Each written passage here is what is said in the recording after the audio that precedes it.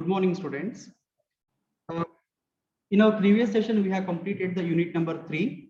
But as I told in the previous class, I was planning to take one more example on that particular concept. Since I cannot have that equipment here so that I can draw and then explain you. So because of that, I'm moving to the next unit, unit number 4. In unit number 4, we have certain elementary concept, kind of a definitions and examples related to the graphs and if its different types. Okay, now already we have come across with the term graphs in previous unit, right? Can anyone tell me how graph looks like? When we say a graph, is that a graph a data structure? Is graph a data structure? Yes or no? Yes, graph is a data structure where the values are represented within the, what graph consists of? Vertices. Yes, then edges, right? Each of the vertices, it may be connected with the edges or it may not be connected with the edges. Now, graph doesn't mean that, suppose if there is a particular, let me put up one more slide here. Now, so here you can see, is it visible, the bottom part? If not, then you need to help me in moving these particular tables on the other side. Visible? Now, graph means it is a collection of vertices and edges. The vertices will be labeled either as the alphabets or as the numbers, but most of the time we have a convention that the vertices will be labeled with the alphabets. The vertices might be connected, right, through a particular term called as an edge. It is not that each and every vertex of a particular graph should be connected. It may be possible that, suppose in this case, vertex E is connected by two of these edges, which are starting from the B already, right? There may be possibility that these two edges might be not there. There can be only a vertex E, which is not connected from any of the vertices. That is also possibility. That possibility is also there. Okay. Now here we will go through the certain concept or the preliminary, or we can say that different types of graphs. Okay. The first one is undirected graph. Can you look into the graph here and tell me why we call this particular type of a graph as an undirected graph?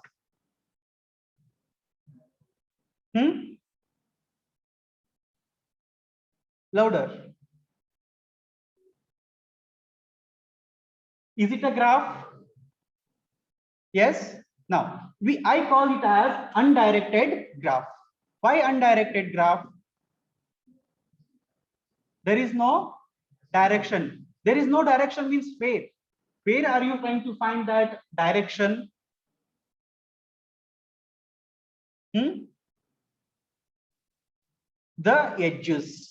The edges in this case, if you can look at between the vertices A and B, there is a edge, but there is no any arrow mark there.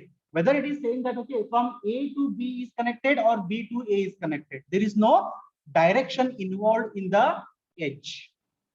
If there is a graph and that particular graph, every edge, if there is no direction, then such type of a graph we call it as an undirected graph. Understood? Yes or no? Now can you tell me what could be the next type? Directed graph. So directed graph means what? A graph in which every edge should have every vertices should be connected with the edges, and each and every edges should have the direction. Direction can be unidirection or bidirection. It is immaterial, but there should be at least a single one direction should be represented over there. Here, if you can look at from the vertex 1, there are two edges, right?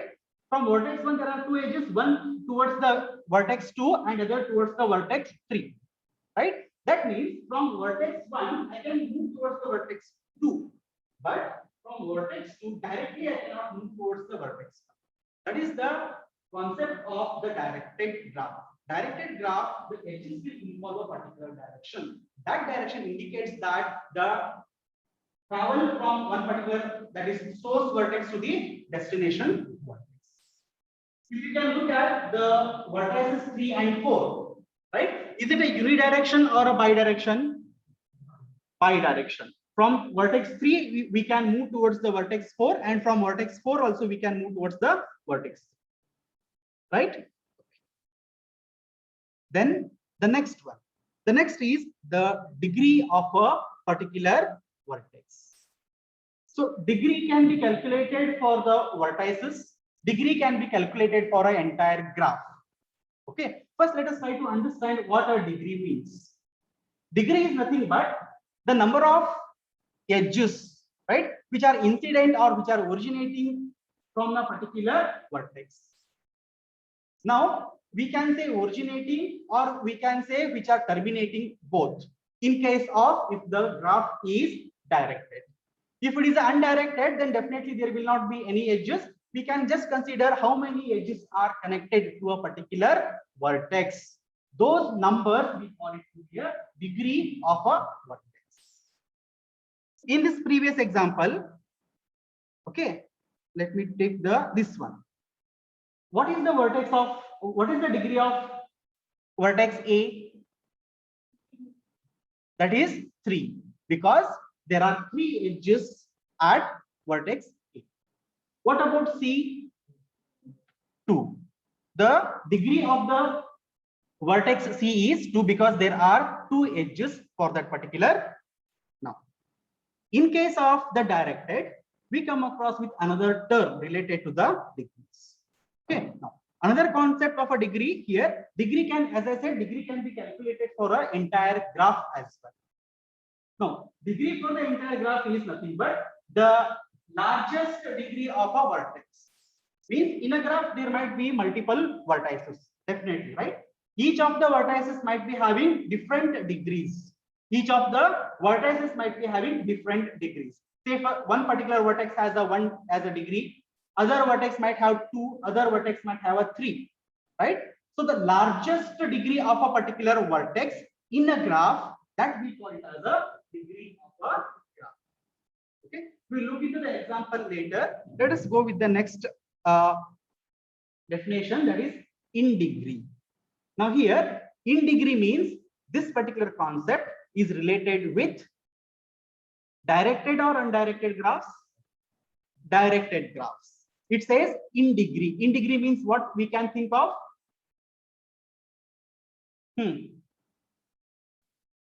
For a particular vertex, there might be edges which are incidenting on it, or it might be originating from it, right? Or we can say terminating on a particular vertex or originating from particular vertex. So in degree means in a particular directed graph, if a vertex, we need to count how many edges are coming towards that particular vertex. Those count we call it as in degree. That we call it as an in degree. We say terminal vertex. Terminal vertex means what? In a directed graph, for a particular vertex, how many edges which are coming towards that particular vertex, those many vertices or those many edges, we call it as in. In the same way, we have something called as an out degree. Now, out degree means what it could be? Again, in a directed graph, for a particular vertex, how many edges are starting from that particular vertex, right? Those count, we call it as out degree of a particular vertex. Okay, now all these 4 we will try to understand with this particular example. Here I have said the degree of a graph, we are going to calculate it by populating all these values. Now, what are the things? We have a graph. Is it a directed or undirected? Directed graph, right? In degree, out degree we will calculate because it is an directed, and also we try to calculate a degree. Wherein we will just ignore the directions. We will ignore the directions and then we will calculate the degree. Okay. Now, for a vertex 1, how many in degrees we can have here? 5.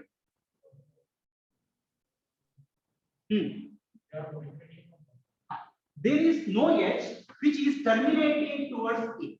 There is no edge which is terminating at A. That means the in degree for vertex 1 is 0. What about out degree? 2, because there are two edges which are starting from the vertex 1. So out degree of the vertex 1 is 2.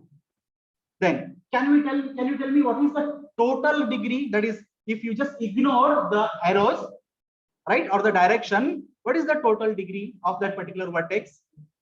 2 itself, right? What about the next one? Vertex 2. What is in degree? For vertex 2, what is in degree? 2. Because there are two edges which are coming towards the vertex 2. Right? Then what about out degree for vertex 2? 0. Correct? Then total degree, that is degree of the vertex 2, 2 itself. What about 3? How many in degrees? 2. Because there are two edges, that is from vertex 1, one is coming towards 3, and from again vertex 4, one more is coming towards 3. So in degree is 2. What about out degree? Again 2, because from vertex 3 there are two edges which are originating, one towards the vertex 2 and other towards the vertex 4. Then can you tell me what is the degree of 3? 4. It is sum of the in degree and out degree. Correct? What about the vertex 3? Sorry, vertex 4. For vertex 4, how many in degrees? 1. Out degrees 1 and degree 2. Now, can you answer to that first question? Degree of the graph. Degree of the graph. Now, you need to find out a particular vertex whose degree is largest. The vertex is what? 3. What was its degree? 4. Then, what is the degree of the graph? It is 4. It is understood, right? For the point of examination, they may ask you 2 marks questions basically, right? 2 marks question defining any of the types, or they may give you a graph like this. Then they may ask you to calculate the in degrees, out degrees, and the degree of the graph. Understood? The terms are very simple. In degree means the edges coming towards that particular vertex. Out degree means the edges which are originating or starting from that particular vertex. And the degree means total number of in degrees and out degrees. Okay. Then the next is connected graph. Now, in the first slide, I told you that there can be possibility that in a graph, one or more vertices might not have any edges. It might be left out, right? There can be other situation that all the vertices in a particular graph will be connected either by one edge or the multiple edges, right? Now, connected graph means it is a type of a graph where every vertices will have at least one edge. Means if you look at a particular graph, there shouldn't be any vertices which are left out. Means if you find that all the vertices in a particular graph, if they are having any edge, then we call it as connected graph. The examples which we have seen so far, all are connected graphics. The next one is strongly connected graph. Strongly connected graph means it is applicable to the directed or undirected? Directed graph. The strongly connected means if you pick any two vertices, there should exist two different paths. One path is that from source vertex to the destination vertex you can travel, and from the destination vertex you should come back to the source vertex. Such type of a graph we call it as strongly connected graph. Connected means strongly connected means already it should be a connected graph. Means each and every vertices should have the edges. Strongly connected means, now consider any two vertex here. Now I consider the vertex 0 and vertex 1.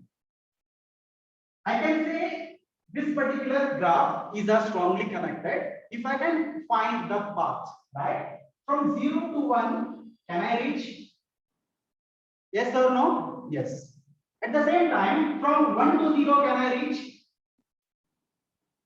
It need not to be a direct edge. It can be the indirect edges, like by visiting any other vertex in the graph. Can I reach from 1 towards 0?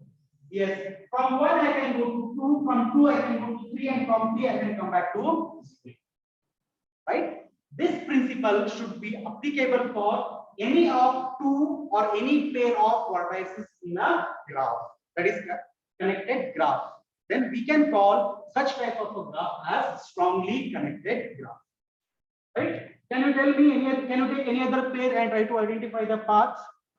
Whether both directions we can travel. 2 and 4 directly. Direct edges are there. From 2 you can go to 4, from 4 you can come to 2. What about 4 and 3? 3 and 4, is there a direction? How can I reach from 3 to 4? 3 to 0, 0 to 1, 1 to 2, 2 to 4. There is a path. How about 4 to 3? From 4, I can come to vertex 2, and from second vertex, I can come to third vertex. That means, if you can take out any of the two vertices, any pair of vertices, then definitely you will get a two different path, which says that in any direction we can travel and reach the other vertices. Such type of a graph we call it as strongly connected graph. Understood? Disconnected graph. So now you got a picture of what a disconnected graph means, right? Now, why I should call it as a disconnected graph? Because there is one particular vertex which is not connected from any of the vertices in this particular graph. That is vertex. Which vertex is not connected here? 4. So vertex 4, if you can look at, there is no edge either as a in degree or as a either towards incident on it or originating from that particular vertex. Such a graph we call it as an disconnected graph.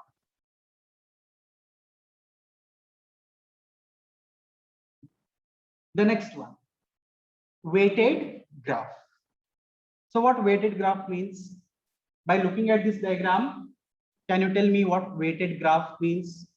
Anyone from the online students?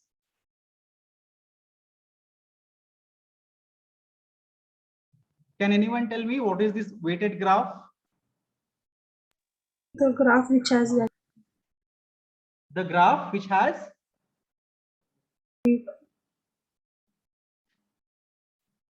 if a particular graph, either it is a directed or undirected, if the edges are having certain values, so those particular values we call it as actually weights, right? If you find out a graph wherein all the edges will have a particular value, and such graph we call it as a weighted graph. Correct? Where have we come across with this particular weighted graph in any of the problems which we have studied so far?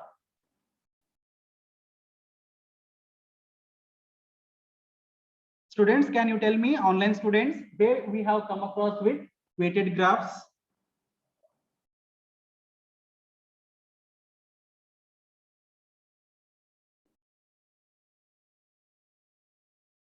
We have studied spanning tree, minimum cost spanning tree we have studied. See, students, if you're not going through the concept, then you're not going to learn anything. sir. Right?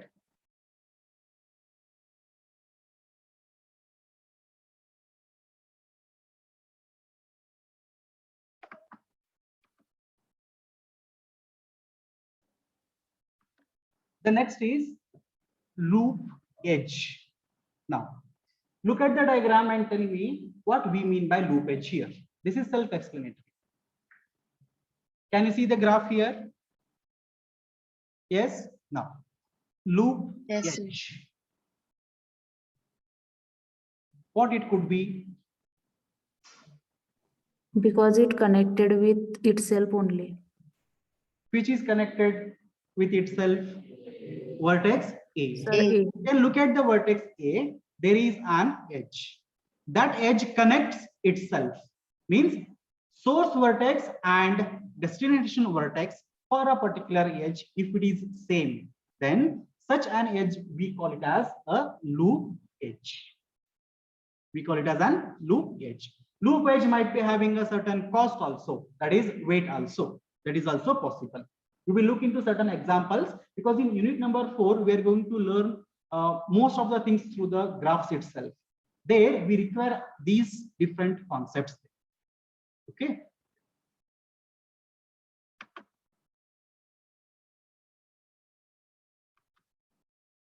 Complete graph. Now, observe that particular graph and tell me your understanding on that. Take a Every moment. vertex is connected to every vertex. What do you find here? I know online students, they are able to see the definition of that. But what about the offline students here? No, sir.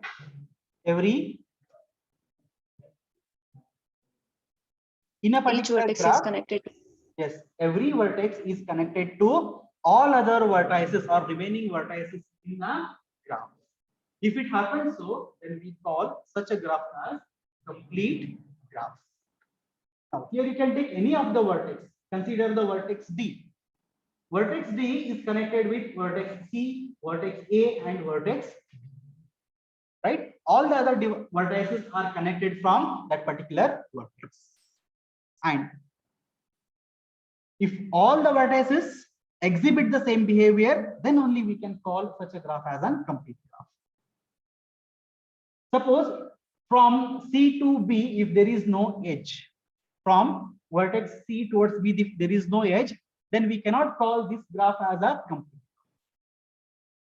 We can only call it as a complete graph when all the vertices should exhibit the behavior. Okay? Understood? Any doubts here? Any questions? These concepts, are they difficult or easy to understand? If you just come to know the question, will you be able to answer here?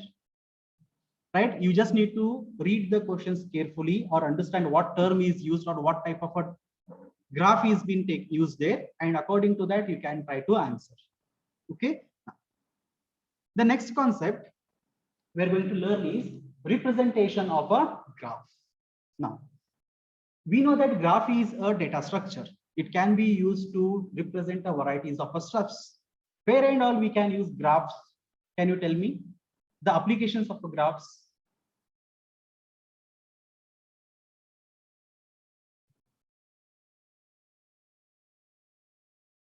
The only thing was in the previous year, second semester, you in the data structure subject, you had only the definition of a graph under the classification. We have not studied in detail because it was not mentioned in the syllabus. We have studied different data structures like arrays, stacks, queues, linked lists, everything we have studied, and we have also seen the application of that. But where do we actually use this particular graphs? Where can be the application found?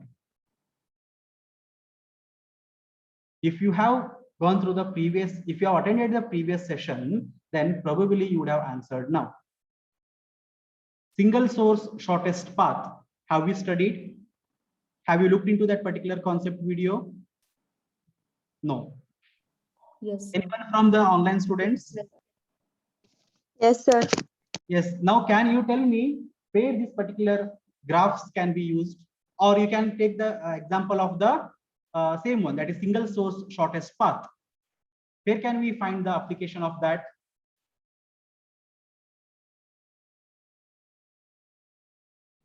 Anyone from online student?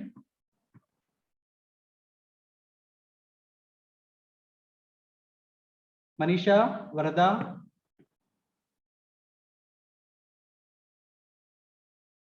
Now, if you consider a particular state or a nation, can we identify cities as vertices? Right? Then the distance or the roadmap of that particular, suppose from one particular city to the other city, if you want to travel, then there should exist a particular path, right? That path can be considered as an edge. Yes or no? Right? The applications of the graphs are found everywhere. But only thing is that we need to think of that, okay, this is the place where we can use the graphs and all.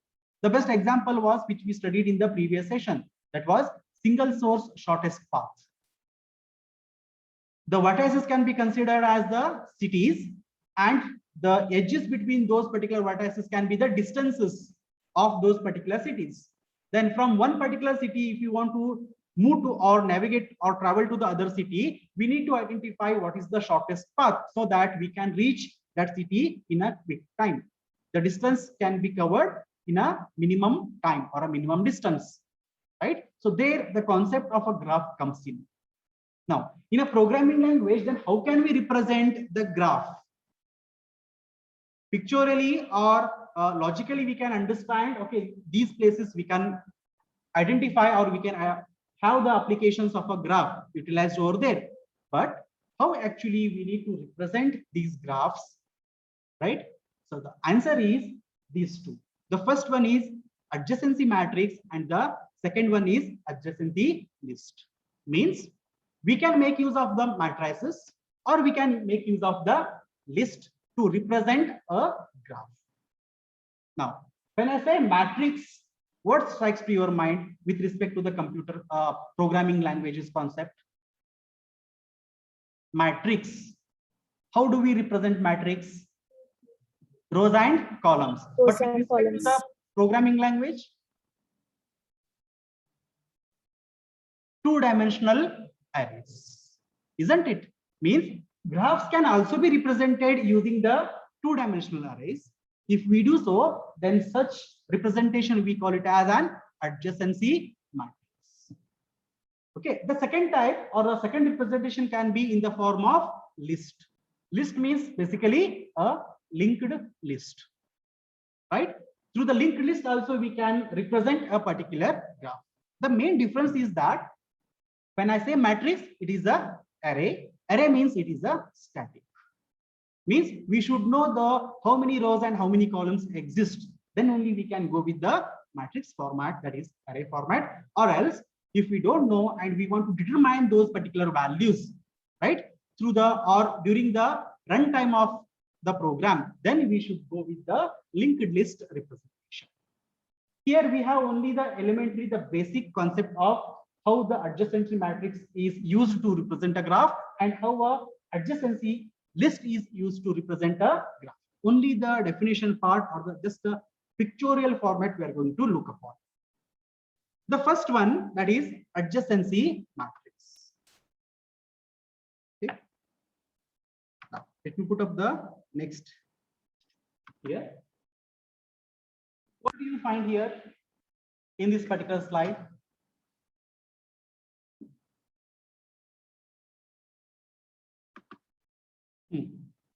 What do you find? A graph, right? And on the other side, what you have? A tabular format, right? Certain number of rows are there, certain number of columns are there. There are certain headings for the columns, there are certain headings for the rows. Now, can you try to correlate those two, the graph and that particular table?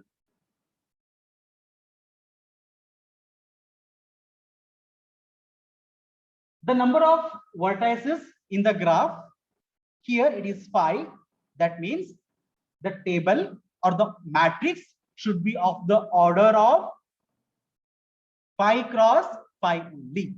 Means if n number of vertices are there in a graph, and if you want to represent in a matrix representation, then the matrix should be in the form of square matrix only, and then the order is n. That is n cross n itself. 5 rows you will find and 5 columns you will find. In this representation, what we do here is that now if I take a particular vertex, for an example, I will consider the vertex 1 here. Vertex 1. In the representation of the matrix format, I will try to find out that from vertex 1, can I reach to vertex 1? Means, is there a loop edge for the vertex 1? There is no. That means, since this particular graph, there are no weights. There are no weights. Then I represent that from vertex 1 to vertex 1, there is 0. Okay, then from vertex 1, can I reach vertex 2? Yes. Since there are no weights given, then I will represent it as value 1. Means from 1 to 2 I can reach. So I will write as a 1. But if it is represented as a, we can consider it to be a true or a false. Means, is there a edge from a particular vertex to the other vertex or not? If it is yes, write it as a 1. If it is not, write it as a 0. In the same way, can you tell me from 1 to 3, what value will come? From vertex 1 to vertex 3, what value can I write? 1. From vertex 1 to 4, 1. And what about from vertex 1 to 5? 0. Because there is no direct edge. There might be the edges which can reach, which we can reach to 5, but as of now, there is no direct edge. So we can represent it as a 0. Understood? Yes? Online students, are you following? Yes, sir. Okay. Now, Yes, sir. in the same way, can you tell me what values I need to write for the second row? From 2 to 1. 1. Where and all 1 will come for the row number 2? 3. For first column, will there be 1? Yes, because from 2 to the vertex 1, there is an edge. So 1 will come. From 2 to 2, 0. 2 to 3, 1. 2 to 4, 2 to 5. Correct? What about next? Vertex 3. From 3 to 1, there is a 1. 3 to 2, 3 to 4, 1. 3 to 5, 0. Correct?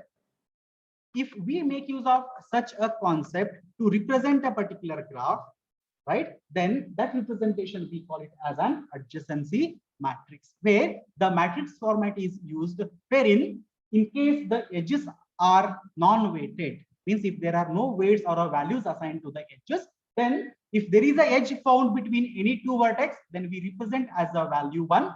If there is no edge found between two vertex, we represent with the value as 0. Okay. The same thing can be done for directed graph also. For directed graph. But the change will be the direction here. We need to take care of the directions. Now, here can you tell me where and all, we suppose if the vertex 1 is the starting point, where and all we get the value as a 1. There are 3 edges you can find for the vertex 1, but we need to find what? From 1 to 2. First of all, from 1 to 1, is there a loop edge? No. From 1 to 2, is there a directed edge? Yes. From 1 to 3, is there a directed edge? Yes. Is there an edge from 1 to 4 in this direction? No. Right? So 1 to 4 marked as 0. Understood? Understood this one? What about the next? Yes. From second vertex, where we will get value 1, 2 to 4 only, right? 2 to 4. Now, just look at that particular values. Are they correct? If you observe carefully, the vertex 5, right? Vertex 5, there are no originating edges. There are no originating vertex, only has the terminating edge. There is only a terminating edge towards that. So we get values as 0. Following? Yes? Okay. Yes, sir.